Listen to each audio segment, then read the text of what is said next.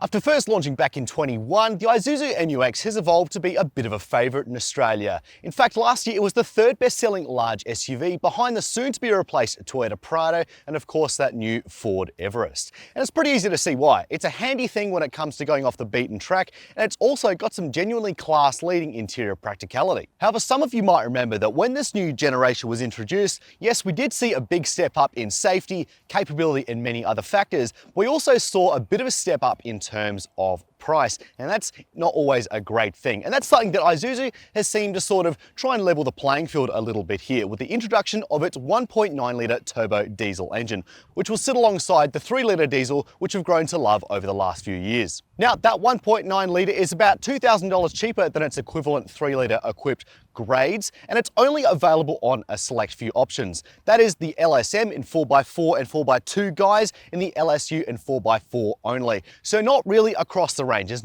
none available in the LST, which is quite popular. The one I've got beside me here today is the LSM in 4x4 guys. It's going to set you back a bit over 53 grand or closer to 60 by the time you factor in drive away costs. And look, at a time of rampant inflation, it's interesting to see how this is going to stack up as a value proposition. Now, some of you might have seen that there has been a facelift for the D-Max, which is of course a sibling to this vehicle, and that has had a whole host of small but meaningful changes go through for that model. No such luck for the MU-X, though we do expect a facelift to come through in the near future. Today, we're just going to focus on the 1.9. And before we get stuck into this video, please don't forget to like and subscribe and comment down below if you want to see more content like this. Chasing cars, honest reviews of your next car.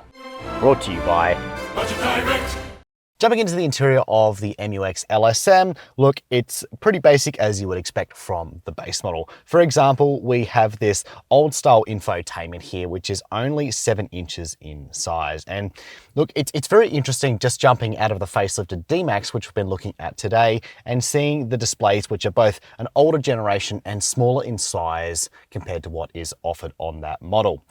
Personally, I've always found this to be comically small within its housing. It's the same size housing, but just a smaller screen. And it's particularly annoying, not just when you're doing things with Apple CarPlay and things like that, but also when you chuck it in reverse and you've got a bit of a poor quality camera and also a very small place to view it on. In other areas, look, you've got a basic 2 set of analog dials up here and a small little digital display for basic readouts and things like that. You've got a nice solid feeling shifter here and a nice feeling urethane steering wheel. So look, it's pretty basic stuff, but it does tick all the fundamentals. Now, as this is the base model, we do have some cloth seats here, hardware and cloth seats, and they are fairly supportive, I would say, but you know, that's sort of the material you'd come to expect on this grade, but it's probably going to stand up a little bit better than leather if you're going on the beach every other day.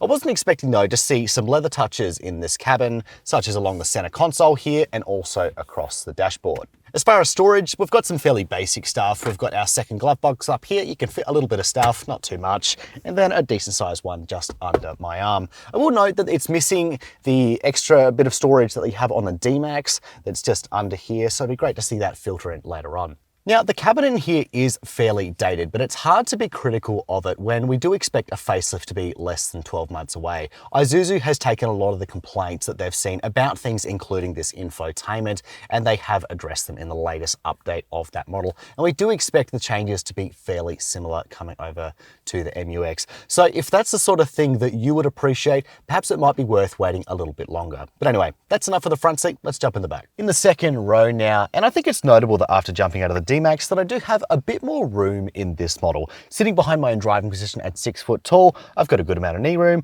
bit more toe room, and I do feel like I'm a bit more supported in terms of under thigh support. I could spend a lot more time back here than I could in the back of a D-Max. That also speaks to the visibility of the back of the cabin here, and if you've got kids or a bit more car sick, that is definitely something to look towards. On that note, it's also great that we have some separate vents up here. They're not down here where they're just going to hit your knees and go nowhere. They're right up here on your face, and that's going to counteract some car sickness fairly easily. And I do like also that we have a separate fan speed control up here. No temperature control, but you do have fan speed. And interestingly, that's independent. So you can have the fan on a really high back here and really low or entirely switched off in the front, but you can still have it going in the rear. So you can get some nice circulation going. In terms of amenities, well, look, I've got a pull down armrest here. Feels fairly solid. I pull it out and pops up like so. Nice 2 little coffee holders there. And then if I put that back up, look, we do have room for a reasonable sized bottle in the door. And in terms of materials, look, as with the front, it's pretty hard wearing stuff back here. Though you do have this nice big grab handle, so if you go off-roading, you're not going to be thrown all about the cabin. So that's certainly very nice indeed. Now, one thing we do expect to be upgraded when the facelift for this model comes is to go from USB-A to USB-C. We've still got those back here, but it's still nice that we have two of those to keep our devices propped up currently. It's also nice that we've got a 4-kilo shopping bag hook integrated into the back of the front passenger seat there, so that's very nice indeed. All in all though, this is a pretty good second row, so let's go see what that third row is like. Now, if there's anywhere the MU-X has to be class leading, it's in this third row. This is phenomenal. I'm 6 foot tall, as I said, and I'm sitting here. My knees aren't touching the seat in front of me and my head isn't touching the ceiling. It's brushing against it, but it's certainly not welded against the ceiling like it is in so many SUVs out there. It's incredible really, considering this is a body-on-frame vehicle, which typically has a higher floor than a lot of unibody SUVs out there. And there's a great deal of those, which I certainly would not want to spend a lot of time in the third row in. And so this is a really great thing to have if you do need to fill the third row in a pinch or even on a semi-regular basis. This is fantastic. And it's also worth pointing out that you have airbag coverage all the way to the third row, unlike a lot of SUVs out there, like the Pajero Sport, for example. I'll also point out that you've got separate air vents for the third row, which is just fantastic. You can have air right on your face here, or if you've got a rearwards facing baby seat, you can spin that around and you can direct it onto their face, so they still get a good amount of ventilation. So even if you never really use this third row, you still do get some benefits. Coming around to the boot now, we open up the back. Yes, it's a manual tailgate, but this is the bargain basement variant, of course. And we reveal a 311 litre boot. That is, of course, in the 7-seat configuration. And I really like this amount of space because I think it passes what I like to call the school bag test. Of course, when you're carrying lots of kiddies and you need all seats in place, it's great that you still have some space left over. Of course, I've got a few little amenities here, like we've got some tie down points on each side here, and we do have a bit of extra storage under there, which is always nice to see. Also got a 12-volt socket, and it's pretty easy to lift these seats up and down. Though one thing I will note is that when I was pulling on this, I did notice a bit of plastic came loose, which is, not always ideal, but otherwise I do think the interior is pretty solid. So what's it like to drive the 2024 Isuzu MU-X? Well, if you're going for the 3-litre, not much at all. It's pretty much the same vehicle. It's only really the addition of the 1.9-litre turbo diesel 4-cylinder engine, which has given this range a little bit of a shake-up. And so most of what I'm talking about today is going to be in relation to that motor. So let's start with the hard figures.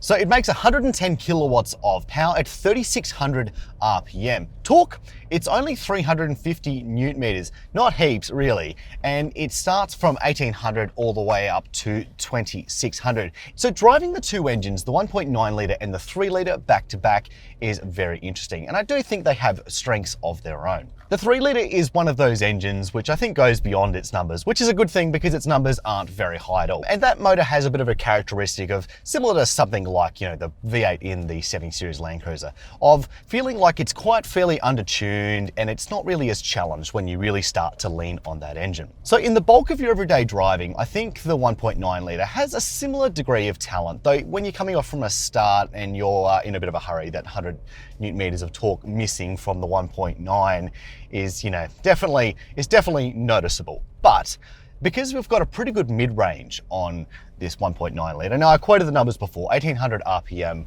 up to 2,600 RPM for peak torque. But when you look at the actual curve itself, you'll see that you've still got a good amount of torque on either side of those. It's pretty broad range. So it is a fairly good thing to drive. Now, you would expect with lower outputs as well, that probably the case would be is that you're probably leaning on this engine more of the time and it's gonna be rowdier as a result. But I do think that this 1.9 is actually noticeably more refined than the 3 litre. And I do think it's a great addition to the range. And part of that is due to fuel economy. It's rated at 7.4 litres per 100 Ks in combined driving conditions. And interestingly, unlike the 3 litre, which is rated at 7.8 for the 4x2 and 8.3 for the 4x4, there is no fuel economy penalty if you go for the 4x4 in this 1.9 litre. So, that's a nice little addition to have. Of course, by going for the 1.9 litre, you do lose about 500 kilos of brake towing capacity. And that is something that may turn off some buyers. Ultimately, this is not going to be an engine for everybody. But one thing I will note is when you actually look at the GCM. So even though you drop 500 kilos of brake towing capacity, you're only dropping 400 kilos of GCM. So you do have a little bit more payload capacity. Partly that's sort of down to the engineering, but that's also down to the fact that this motor is about 80 kilos lighter than the 3-litre. And you know, that's nothing to sneeze at. So it's great to see that there are some gains with the 1.9-litre in that nice mid-range and increased refinement. Of course, there is a mild hybrid version of the 1.9-litre that's sort of kicking around the Isuzu world, but I'm not really sure if that's going to come to Australia. I think it absolutely should. I think it would be a great thing to add to the range. You know, probably a little bit more refinement, though I haven't driven that motor in that configuration, so I really can't speak to its real world performance, only really speculating on what it might be based on our experience in other motors. We're seeing Toyota do it with, of course, the 2.8-litre in the Hilux at the moment, and that has seen a bit of a fuel economy increase. So, you know, even better fuel economy again, if that was indeed the case, that'd be fantastic to see.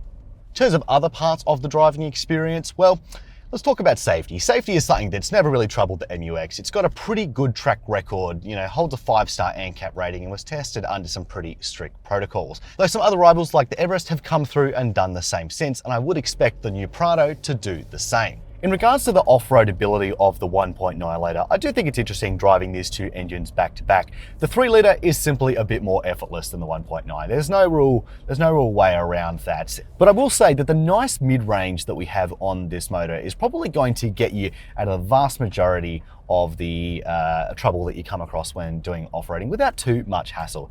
But if I know the taste of the Australian public, and probably myself as well, if I'm quite honest, you know, I'd rather have a little bit more grunt than less, especially if I'm going to be putting lots of accessories on it and going to some places where I don't really know what the conditions are going to be. And you know, the 3-litre as it is, isn't a hugely powerful unit. So going one step down again in the 1.9, look, it's not going to be for everybody.